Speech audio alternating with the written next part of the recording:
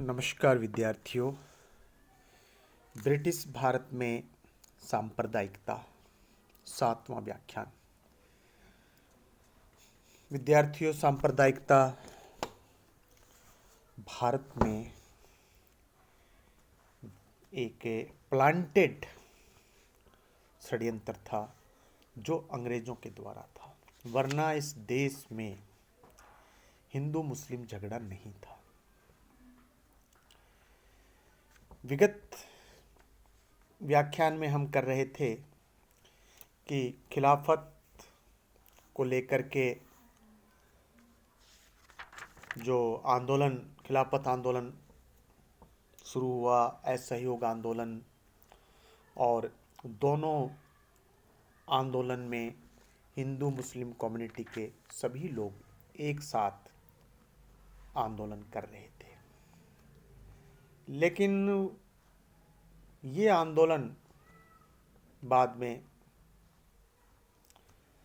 सांप्रदायिकता की ओर चले गए, हिंदू मुस्लिम द्वेष की ओर चले गए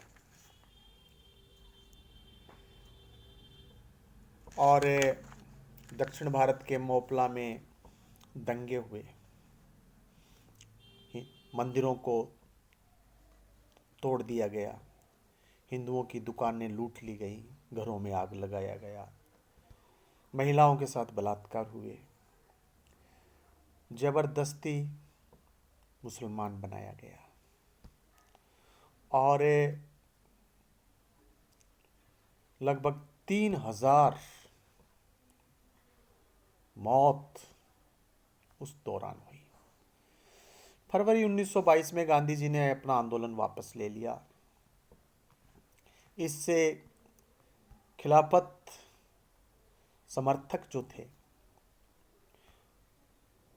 उनको बड़ी हताशा, निराशा हुई, गांधी जी के निर्णय की कटु आलोचना की। लेकिन विद्यार्थियों, तभी तुर्की में एक ऐसा घटनाक्रम हुआ, मैंने चर्चा की थी। वहां पर मुस्तफा कमाल पाशा ने तुर्की के सुल्तान को अपने राजनीतिक और धार्मिक पदों से अलग कर दिया और 3 मार्च 1924 को तुर्की के सुल्तान को वहां से निष्कासित कर दिया गया और खलीफा का पद ही समाप्त कर दिया गया। तो जिस विषय पर देश में इतना बड़ा आंदोलन चला, एक विदेशी घटना को लेकर के, जिस देश से संबंधित था, तुर्की से, उस देश ने स्वयं यह निर्णय ले लिया कि खलीफा के पद की आवश्यकता नहीं है और हिंदुस्तान पर उसको लेकर के बहुत कुछ घटित हो गया। उसके बाद जो घटनाक्रम हुआ, मुस्लिम नेतृत्व कई टुकड़ों में विभक्त हो गया। खिलाफत आंदोलन में जो धार्मिक पक्ष से बहुत प्रभावित था वो सांप्रदायिकवादी हो गया, सांप्रदायिकता, उसमें संकीर्णता, और जो देश से मोहब्बत करने वाला जो था वो राष्ट्रीय मुसलमान जो थे, नेशनलिस्ट मुस्लिम्स के नाम से, वो लोग कांग्रेस में सम्मिलित हो गए, जिनमें हकीम अजमल खां साहब, टी.ए. शेरवानी साहब, मौलाना आज़ाद, एम अंसारी साहब, ये बड़े नाम, और ये भारतीय राष्ट्रीय आंदोलन में इन्होंने अपनी भूमिकाएं खूब बखूबी निभाई। विद्यार्थियों, खिलाफत आंदोलन समाप्त होने के बाद हिंदू मुस्लिम सामुदायिक भावना, एक जो आपस में जो रिश्ता था, उसमें गैप आ गया और उस रिश्ते का स्थान सांप्रदायिक सद्भावना का स्थान सांप्रदायिक हिंसा ने ले लिया। 1922 से 26 तक का काल इन घटनाओं के लिए बहुत दुर्भाग्यपूर्ण था।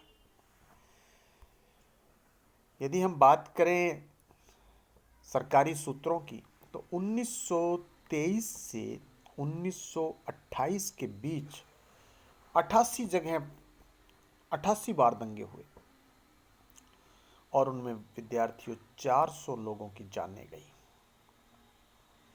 इन दंगों को उभारने में दोनों समुदाय के जिन धार्मिक रीति रिवाजों का मुख्य स्थान रहा वे थे मस्जिदों के सामने गाजे बाजे के साथ हिंदू धार्मिक जुलूसों का निकलना, और दूसरा मुस्लिम त्योहार बकरीद के अवसर पर गो हत्या। मुस्लिम गाजे बाजे के शोर को, मुसलमान जो हैं वो गाजे बाजे के शोर को नमाज में व्यवधान मानते थे और इस्लाम विरोधी मानते थे। 1926 का कलकत्ता का दंगा मस्जिद के सामने जो बाजे के साथ में जो वहाँ से एक जुलूस जा रहा था उसको लेकर के हुआ। उसी प्रकार हिंदू समाज साधारणतः जो गाय को पूजनीय मानता है उसकी तुलना माता से करता है, भगवान से करता है। स्वयं गांधी ने 1919 में खिलाफत आंदोलन में हिंदू समर्थन देने के लिए एक शर्त रखी थी खिलाफत नेताओं के सामने कि हम खिलाफत में आपका समर्थन देते हैं, समर्थन देंगे, लेकिन कंडीशन ये है कि गो हत्या बंद कर दीजिए। इसके विपरीत बकरीद के अवसर पर पशुवध औसत मुसलमान के लिए धार्मिक मान्यता और एक गाय का बलिदान 7 मुसलमानों को धर्म लाभ पहुंचा देने वाला बताया जाता है। विद्यार्थियों, ऐसा आर.एल. शुक्ला ने अपनी पुस्तक आधुनिक भारत का इतिहास में लिखा है। इस दृष्टि से अन्य पशुओं की तुलना गाय का बलिदान कम व्यय साध्य मुसलमानों के लिए, परंतु इस धार्मिक परंपरा का सबसे आपत्तिजनक रूप वह है जिसमें बलिदान के लिए चुनी हुई गाय को सार्वजनिक ढंग से जुलूस के साथ हिंदू बहुमत वाली बस्तियों में से उनकी भावनाओं को ठेस पहुंचाते हुए ले जाया जाता। ये जो यूं कहें कि एक दूसरे को चिढ़ाने का जो ये बहुत दुर्भाग्यपूर्ण स्थितियां रहीं। सांप्रदायिक हिंसा की अनवरत घटनाओं के बाद 1927 में दोनों प्रश्नों पर एक सहमति बनाने का प्रयास किया गया, परंतु यह स्पष्ट था कि इन प्रश्नों पर सामुदायिक सौहार्द राजकीय आज्ञाओं से अधिक सफल होते हैं। ऊपरी सतही कारणों से इनके अतिरिक्त दंगों का एक बहुत बड़ा कारण हिंदू और मुस्लिम सामाजिक नेताओं का एक दूसरे के प्रति प्रचार और विश्वमन भी था। इसी काल में आर्य समाज और हिंदू महासभा के नेतृत्व में दो अत्यंत जो यूँ कहें कि जो मुस्लिम जो संकीर्ण या कट्टरपंथियों का रवैया था उसके जवाब में शुद्धि आंदोलन चलाया गया। शुद्धि आंदोलन के माध्यम से जो हिंदू, पहले मैं एक बार अपनी इस लाइन को डिलीट कर रहा हूँ, जिन हिंदुओं को मुसलमान बना लिया गया था बलपूर्वक, यदि वे पुनः हिंदू धर्म में लौटना चाहते थे तो जो शुद्धि आंदोलन है उसके माध्यम से ऐसे लोगों को हिंदू समाज में वापस लेना था। और जिन लोगों की आत्मा में अभी भी हिंदू धर्म था, क्योंकि उनके पूर्वजों का हिंदू धर्म था, ये आर्य समाज के द्वारा, हिंदू महासभा के द्वारा, इसके अतिरिक्त जो हिंदुओं के ये जो संगठन हैं वो हिंदुओं में कहने लगे, हिंदुओं को, हिंदू लड़कों को भाई व्यायाम करो और एक्सरसाइज और प्रैक्टिस करो जिससे शरीर के अंदर बल आए, फिजिकली फोर्स अपने अंदर एक ताकत होनी चाहिए। क्योंकि विद्यार्थियों, ये जो सारी बात आपस में एक दूसरे से लड़ने के लिए है। हिंदुओं को लग रहा है कि उन पर इतना अत्याचार होता है और वो लोग उसकी कोई रेजिस्टेंस नहीं कर पाते हैं या उसका डिफेंस और उसका एक माकूल जवाब नहीं दे पाते हैं, तो वो अपने आप को ताकतवर बनाना चाह रहे हैं। और ये जो माहौल चल रहा था इसी प्रकार का, उसी दौरान एक एक और दुर्घटना होती है 1926 में। आर्य समाज के जो एक नेता थे स्वामी श्रद्धानंद, मुसलमान कट्टरपंथियों के द्वारा उनकी हत्या कर दी जाती है। एक और महत्वपूर्ण धारणा जो हिंदू मुस्लिम वैमनस्य के लिए उत्तरदायी थी, वह शुद्ध राजनीतिक थी। 1921 में संविधान के क्रियान्वित होते ही प्रांतों में मताधिकार के माध्यम से पहली बार भारतीयों के हाथ में राजनीतिक सत्ता आई। पंजाब में अपने बहुमत का प्रयोग करके मुस्लिम मध्यम वर्ग ने वहां की संस्थाओं पर अधिकार करने का प्रयास किया। 1927 में ब्रिटिश सरकार ने साइमन कमीशन की नियुक्ति की घोषणा की। मुसलमानों में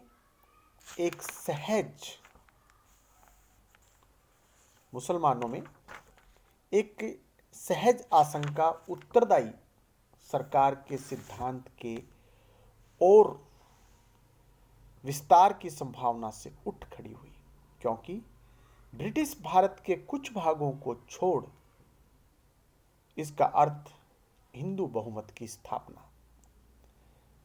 अतः मुस्लिम पक्ष को प्रभावशाली रूप से प्रस्तुत करने के लिए मुस्लिम लीग को पुनः पुनर्जीवित किया गया। मुस्लिम लीग असहयोग आंदोलन के दौरान है वो लगभग निष्क्रिय थी, उसको पुनर्जीवित किया गया और क्रमशः मुस्लिम राजनीतिक मांगों को स्पष्ट करने की चेष्टा की गई और इन मांगों का स्वीकार किया जाना राष्ट्रीय कांग्रेस के साथ सहयोग की शर्त बन गया। अब मुस्लिम लीग जब भी कोई बात होती तो सौदेबाजी करती कि यदि हमारी ये मांगे मानेंगे तो हम जो आज़ादी का आंदोलन चल रहा है उसमें कांग्रेस का साथ देंगे। 1919 से 1923 तक मुस्लिम लीग की एक राजनीतिक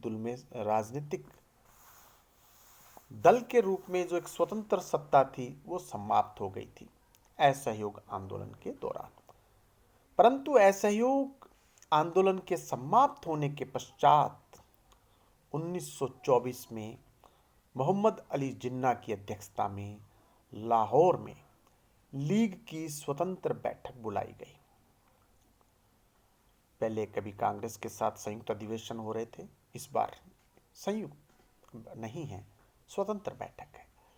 लीग के इसी अधिवेशन में अपनी मांगों के लिए ब्रिटिश राज पर निर्भर रहने की नीति का उन्होंने अंत कर दिया। भविष्य में कुछ शर्तों के साथ कांग्रेस की संवैधानिक मांगों को समर्थन देने का निश्चय किया गया। लाहौर अधिवेशन में ही भारत के लिए स्वशासन की मांग को स्वीकार किया गया, परंतु साथ ही मुसलमानों के लिए पृथक निर्वाचन प्रणाली एक आवश्यक शर्त मानी गई। कांग्रेस के प्रारंभिक अधिवेशनों में स्वीकार किए गए उस प्रस्ताव को फिर से दोहराया गया, जिसके अनुसार किसी भी विधानसभा में किसी समुदाय से संबंधित कोई कानून उस समय तक पारित नहीं किया जा सकता था जब तक कि उस समुदाय के चुने सदस्यों में से 3/4 उसका विरोध करते हों। लीग के इसी अधिवेशन में मुसलमानों की एक अल्पसंख्यक समुदाय के रूप में हितों की रक्षा के लिए प्रस्ताव पारित किए गए। पहला प्रस्ताव प्रांतों को अधिकतम स्वायत्तता प्रदान करने की प्रदान करने की मांग की गई और भारत के लिए एक संघीय संविधान की कल्पना की गई, जिसमें केंद्रीय सरकार का कार्य क्षेत्र सीमित और साधारण हितों के विषय होते। दूसरे शब्दों में, ब्रिटिश राज के अंतर्गत सशक्त एकात्मक केंद्रीय सरकार की व्यवस्था लीग को मान्य नहीं थी। दूसरा जो प्रस्ताव विद्यार्थियों जो पारित किया और उसमें मांग की गई कि भविष्य के किसी पुनर्गठन में ऐसा परिवर्तन न किया जाए जिससे मुसलमानों का बंगाल, पंजाब, पश्चिमोत्तर सीमा प्रांत का बहुमत घटकर अल्पमत हो जाए। इन प्रस्तावों में केंद्र में उत्तरदायी सरकार की स्थापना की स्थिति में हिंदू बहुमत के विरुद्ध सुरक्षा प्राप्त करने की भावना स्पष्ट दिखाई देती है। विद्यार्थियों, जिन्ना के नेतृत्व में मुस्लिम लीग ने अगले कुछ वर्षों तक केंद्रीय विधानसभा में स्वराज्य पार्टी के साथ 1919 के संविधान को परिवर्तित करने की मांग का पूर्ण समर्थन किया। इसी समर्थन का परिणाम था कि 1924 में अलेक्जेंडर मुडीमैन की अध्यक्षता में रिफॉर्म्स इंक्वायरी कमेटी की स्थापना की गई। इस कमेटी ने जहां एक और संविधान परिवर्तन के लिए गोल मेज सम्मेलन बुलाने की मांग को रिजेक्ट कर दिया, वहीं दूसरी ओर 1919 के अधिनियम के अंतर्गत ही नियमों के हेरफेर से उसके कार्यान्वयन को सरल बनाने का सुझाव दिया। सितंबर 1925 में मोतीलाल नेहरू के एक प्रस्ताव, विद्यार्थियों मोतीलाल नेहरू पंडित जवाहरलाल नेहरू के पिता, नेहरू के एक प्रस्ताव जिसको राष्ट्रीय मांग भी कहा जाता है, इस प्रतिवेदन को अस्वीकार कर दिया गया। जिन्ना और उनके सहयोगियों ने भी लेजिस्लेटिव असेंबली में सरकार के विरुद्ध मत दिया। उधर ब्रिटेन में 1919 के अधिनियम में परिवर्तन की सर्वसम्मत भारतीय मांग को वहां की सरकारों द्वारा इस आधार पर रिजेक्ट किया जाता रहा कि 1919 के संविधान के अल्पकालिक अनुभव को देखते हुए उस पर पुनर्विचार असंभव है। परंतु 1927 में कंजर्वेटिव सरकार में भारत सचिव ने अचानक 1919 के अधिनियम के अंतर्गत निर्धारित 10 वर्षों से पूर्व यानी कि 1929 से पहले ही संविधान के द्वारा स्थापित उत्तरदायी सरकार के व्यवहारिक क्रियान्वयन पर विचार करने के लिए सर जॉन साइमन की अध्यक्षता में इंडियन स्टैट्यूटरी कमीशन की नियुक्ति की घोषणा की। इंडियन स्टैट्यूटरी की घोषणा। 7 सदस्य इस कमीशन में एक भी भारतीय नहीं था। फलस्वरूप भारत में इस पूर्ण रूपेण गोरे कमीशन की नियुक्ति को राष्ट्रीय भावना एक चुनौती के रूप में स्वीकार किया गया और बहिष्कार का निर्णय लिया गया। मुस्लिम लीग बहिष्कार की बात पर विभाजित हो गई। जिन्ना के प्रभाव वाली लीग के अन्य राजनीतिक संगठनों की भांति इस कमीशन के साथ असहयोग की नीति, लेकिन एक और ग्रुप बन गया लीग में मोहम्मद शफी के नेतृत्व में, और इस वर्ग ने सहयोग करने का निश्चय किया। विद्यार्थियों, लीग की यदि हम बात करें तो 1924 से ही मुस्लिम लीग नियमित रूप से अपना वार्षिक अधिवेशन बुलाना प्रारंभ कर दिया। परंतु एक राजनीतिक शक्ति के रूप में कांग्रेस की तुलना में अभी भी वह बहुत दुर्बल थी। सामाजिक दृष्टिकोण से भी लीग अभी मुस्लिम उच्च वर्ग की प्रतिनिधि थी। सामान्य मुसलमान अभी दूर था। राजनीतिक दृष्टि से जागरूक मुस्लिम मत कई खेमों में बटा हुआ था, जिसका आधार सिद्धांत नहीं था, वो अपनी पर्सनैलिटीज, अपने व्यक्तित्व का संघर्ष था। जैसे कि जो जिन्ना और सफ़ी है, इसके नेतृत्व वाली जो लीग्स की जो आपस में जो ग्रुप बने, ये इन दोनों की आपस की लड़ाई। एक अन्य वर्ग राष्ट्रीय मुसलमानों का था जो कांग्रेस के सहयोग में विश्वास करता था, परंतु उन पर न तो सांप्रदायिकतावादी मुसलमानों को विश्वास था और न ही हिंदू महासभा से सहानुभूति रखने वाले प्रतिक्रियावादी कांग्रेस के सदस्यों का। 1928 में रिपोर्ट के प्रतिवेदनों को लेकर जो विवाद उठ खड़ा हुआ, उसमें विभिन्न दृष्टिकोणों का प्रतिनिधित्व करने वाले मुस्लिम मतों में एकता स्थापित हो गई। साइमन कमीशन की नियुक्ति की घोषणा से पूर्व भारत सचिव ने भारतीय नेताओं को एक सर्वमान्य संविधान बनाने की चुनौती दे दी। नेहरू संविधान इसी चुनौती का परिणाम था। फरवरी 1928 में दिल्ली में एक सर्वदलीय सम्मेलन बुलाया गया। इसकी दूसरी बैठक मई 1928 में बंबई में हुई और यहीं पर एक संविधान के निर्माण में तीव्रता लाने के लिए पंडित मोतीलाल नेहरू की अध्यक्षता में एक समिति बनाई गई, जिसका कार्य संविधान के सांप्रदायिक पहलुओं का भी समाधान करना था। इस कमेटी के सदस्य थे, विद्यार्थियों कागज पेन है तो आप लिखिए, सर अली इमाम, शोएब कुरैशी, सर अली इमाम, शोएब कुरैशी, MS अणे, डॉक्टर MR जयकर, GR प्रधान, सरदार मंगल सिंह, तेज बहादुर स्प्रू और NM जोशी। नेहरू कमेटी के सम्मुख सबसे महत्वपूर्ण प्रश्न था भारत के लिए संवैधानिक उद्देश्य निश्चित करना।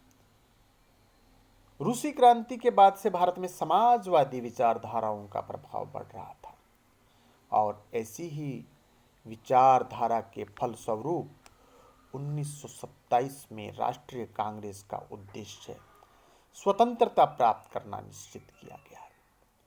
नेहरू कमेटी ने बहुमत से भारत का संविधान का लक्ष्य डोमिनियन संविधान पर आधारित पूर्ण उत्तरदायित्व सरकार की स्थापना का बताया।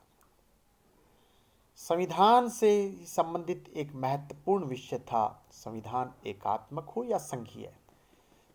जिस संविधान की रूपरेखा नेहरू कमेटी ने प्रस्तुत की, उसमें ब्रिटिश राज की ही भांति एक सशक्त केंद्रीय सरकार की कामना की गई।